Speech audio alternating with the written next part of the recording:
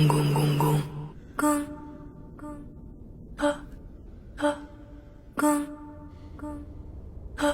दोस्तों, ये कोई आम डरावनी फिल्म नहीं है। कहा जाता है इस फिल्म को देखकर भूत भी डर जाए। ये है हॉरर के मास्टर जेम्स वॉन की बनाई हुई फिल्म और ये है इंसीडियस सीरीज का पहला पार्ट। तो तैयार हो जाइए क्योंकि आज रात नींद नहीं आएगी। कहानी की शुरुआत होती है एक तांत्रिक अनुष्ठान से। एक आदमी मास्क पहनकर आत्मा को बुलाने की कोशिश करता है। उसका सहायक हेडफोन लगाए कमरे के आसपास की अजीब आवाजें सुन रहा है। जैसे ही वो आत्मा का नाम पुकारता है, कमरे की लाइट्स टिमटिमाने लगती हैं। कैमरे की फ्लैश अपने आप चलने लगती है। अचानक एक तेज डरावनी चीख गूंजती है और अगले ही पल एक बच्चा हवा में उठ जाता है। मेज उलट जाती है। पिता दीवार से जा टकराते हैं। ऐसा लगता है जैसे किसी शैतान ने बच्चे के शरीर पर कब्जा कर लिया हो। लेकिन ये सब शुरू कैसे हुआ? कुछ महीने पहले एक खुशहाल परिवार नए घर में शिफ्ट होता है। उन्हें लगता है अब सब ठीक होगा, नई शुरुआत। लेकिन पहली ही रात उनका बेटा डाल्टन ऊपर अकेले खेल रहा होता है। तभी पास का दरवाजा धीरे धीरे खुलता है, जैसे कोई उसे बुला रहा हो।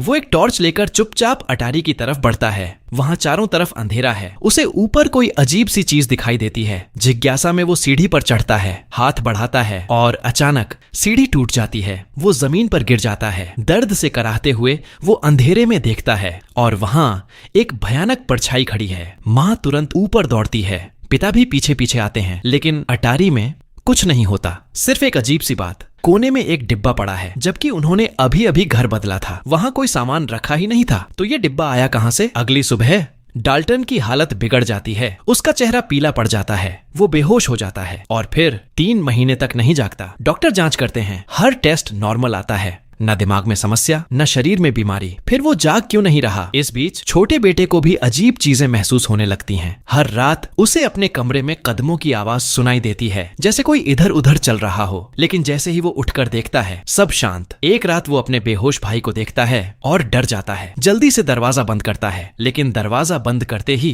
कदमों की आवाज फिर शुरू हो जाती है। अब की बार और पास। वो डर से कांपने लगता है। दौड़कर माँ के पास जाता है और बताता है, भैया रात को मेरे कमरे में चलते हैं। माँ चौंक जाती है क्योंकि डाल्टन तो 3 महीने से बिस्तर से उठा ही नहीं है। तो फिर रात में कौन चल रहा है? और असली डर तो अब शुरू होने वाला है। लीसा जल्दी से अपने पति को बताती है कि उनके छोटे बेटे ने क्या सुना, लेकिन जोश मानने को तैयार नहीं। यह सिर्फ बच्चे की कल्पना है, वह कहता है। और जैसे ही ये शब्द उसके मुंह से निकलते हैं, बूम बूम बूम, दरवाजे पर जोर जोर से दस्तक होती है। जोश सन्न रह जाता है। धीरे धीरे वह नीचे जाकर चेक करता है, बाहर देखता है, पर कोई नहीं। सड़क सुनसान। वह दरवाजा लॉक करता है और ऊपर वापस चला जाता है। लेकिन जैसे ही वे अपनी बेडरूम में जाते हैं, एक तेज चीरती हुई अलार्म की आवाज बजती है और दरवाजा फिर से खुल जाता है। अब जोश समझ जाता है कि कुछ बहुत गलत है। वह लोहे की छड़ी उठाकर धीरे धीरे अंधेरे हॉलवे में चलता है। हर छाया जीवंत लगती है। हर आवाज नजदीक महसूस होती है। वह लिविंग रूम चेक करता है, कोई नहीं। वह फिर से दरवाजा बंद करता है। उस रात वे डर के साए में गुजारते हैं, लेकिन फिर भी समझ नहीं पाए कि यह सब क्यों हो रहा है। अगली सुबह लीसा अपने बेहोश बेटे की डायपर बदल रही होती है। तभी वह देखती है बच्चे के पैर के पास एक विशाल खूनी हाथ का निशान, जैसे कोई उसे खींचने की कोशिश कर रहा हो। उसका दिल डूब जाता है और अचानक वह याद करती है, कल रात जब जोश नीचे गया था, उसने रोने की आवाज सुनी थी। वह सोची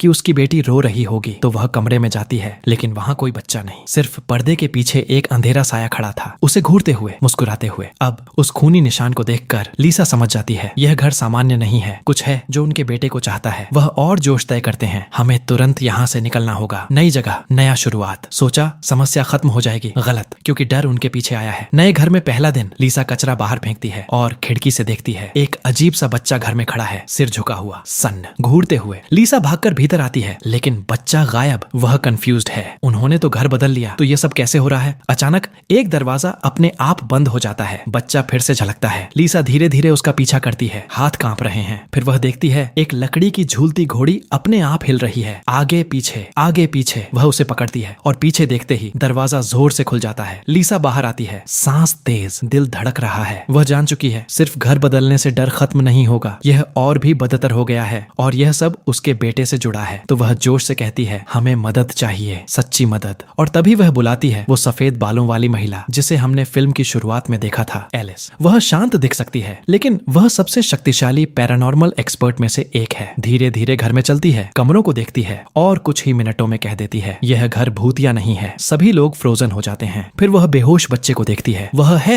कमरे में सन्नाटा। एलिस बताती है उनका बेटा बीमार नहीं है, वह कहीं और फंसा हुआ है, अंधेरे में जहाँ केवल डर है और सबसे बुरा एक दुष्ट प्राणी उसे देख रहा है। अभी छत पर सारे बीम्स पर देख रहा है, इंतजार कर रहा है। एलिस अपने सहायक को बुलाती है और अपने अनुभव के आधार पर दुष्ट का चित्र तैयार करती है। लाल चेहरा, काले आंखें, तेज पंजे और आत्माओं की भूख। यह कोई साधारण भूत नहीं है, यह प्राचीन है, यह दुष्ट है और यह बेटे की जगह लेना चाहता है, क्योंकि अगर आत्मा वापस नहीं आई तो दुष्ट उसे ले लेगा। लीसा डर के मारे कंपा रही थी। वह जल्दी से अपने बेटे के पास दौड़ी और देखा वो वही भूतिया साया है जिसे उसने पहले देखा था, हवा में घूमते हुए, जैसे पीछे पीछे आया हो। लेकिन अब मदद आ चुकी थी। मैमी सफेद बालों वाली ड्राइविंग एक्सपर्ट ने घर का निरीक्षण किया। वह बताती है तुम्हारा बेटा बीमार नहीं है, वो एक असली स्टार प्रोजेक्टर है। स्टार प्रोजेक्शन का मतलब आत्मा का शरीर से बाहर निकलना। छोटा शॉ बेटा सोचता है कि वह सिर्फ घूम रहा है, असल में उसकी आत्मा एक अंधेरी जगह में खो गई है जहाँ केवल डर और शैतानी ताकतें हैं। इस वजह से घर में हर जगह अजीब घटनाएं हो रही थीं। दरवाजे अपने आप खुलना बंद होना, साया और अदृश्य आवाजें,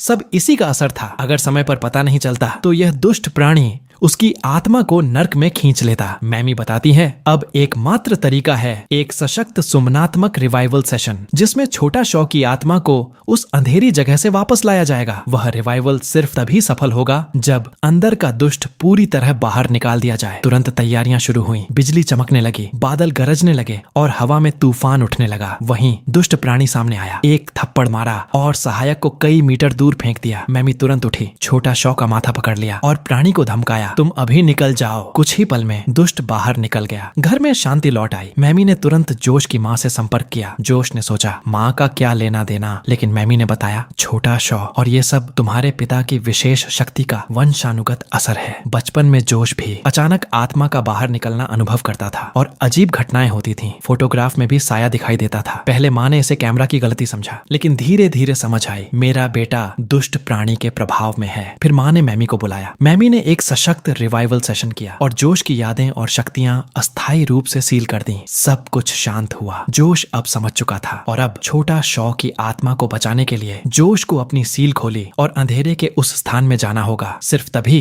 पूरा परिवार इस भयानक घटना से बच पाएगा। जोश ने गहरी सांस ली और हिम्मत करके मैमी की सलाह मानी। अब शुरू होता है सच्चे डर और भूतिया घटनाओं का आखिरी सामना। अभी तक का सफर डरावना ही था, लेकिन अब असली खतरा सामने आया। अवी ने तुरंत हाथ में एक दीपक उठाया। मेई की मदद से वह अंधेरे में कदम बढ़ाता गया। जैसे ही वह एक कमरे में पहुंचा, एक शादी की पोशाक पहने दानव अचानक उसकी तरफ से झपटा। अवी ने तेजी से पीछे पीछा किया, लेकिन आगे बढ़ते ही और भी दानव प्रकट होने लगे। कोनों में रोती महिलाएं, जगह जगह अचानक गायब होते बच्चे और एक मौन से भरा खौफनाक कमरा। यह सब देखकर समय जैसे अंधकार की गहराई में गिर गया। अवी हर कदम सावधानी से बढ़ाता रहा, लगातार अपने बेटे की खोज में। लेकिन अगले ही पल कान में अचानक एक गोली की आवाज गूंजी। वह आवाज की ओर लौटा और देखा कि पहले स्थिर खड़े दानव ने हाथ में एक बंदूक उठा ली। अभी डर के मारे भागते भागते अभी गलती से एक लाल दरवाजे के सामने पहुंच गया। उसने सोचा कि उसके बेटे का इंतजार शायद वहीं हो। वह तेजी से अंदर गया, लेकिन अगले ही पल एक और डरावना दानव सामने आया और सीधे अवी पर झपटा। वास्तविक दुनिया में भी अवी अनायास संघर्ष करने लगा। मेई की आवाज ने उसे दिशा दिखाई और वह अंततः दानव के पकड़ से छुटकारा पा गया। अवी ने लाल दरवाजा खोला, अंधेरे गलियारों से गुजरते हुए अंततः अपने बेटे को ढूंढ निकाला। लेकिन जैसे ही उसने बेटे की जंजीरों को खोला, वह अचानक कुछ भयावह देखकर सन्न रह गया। पीछे मुड़कर देखा तो एक रक्त लाल दानव उसके पास आया। उसने अभी को जमीन पर पटक दिया और फिर एक और वार किया, इतना शक्तिशाली कि पूरा घर भी हिल उठा। अभी ने हिम्मत दिखाई और बेटे को गोद में उठाकर भागा। अंधेरा और भूतिया परछाइयां चारों ओर थीं। घर भी लगातार कंप रहा था। लाइटें बुझ रही थीं। तभी लीजा ने अपनी आवाज से उन्हें मार्गदर्शन दिया। दानवों के घेरे में भी उन्होंने सुरक्षित रास्ता ढूंढ लिया। जैसे ही घर धीरे धीरे शांत हुआ, मेई ने महसूस किया कि अभी जल्द ही वापस आ रहा है। लेकिन अचानक कमरा फिर हिलने लगा। अजीब आवाजें हर कोने में गूंजने लगीं और जैसे ही वह आवाज खत्म हुई, रसोई में दानव प्रकट हो गया। उन्होंने जल्दी से कैबिनेट बंद किया और अपने दीपक से अवी को रोशन किया। इस तरह दानवों को अवी के शरीर के माध्यम से वास्तविक दुनिया में आने से रोका गया। लीजा ने तेजी से अवी के पास पहुंचकर उसे बुलाया। अवी अपने बेटे के साथ घर का दरवाजा खोला और दर्पण में देखा वह दानव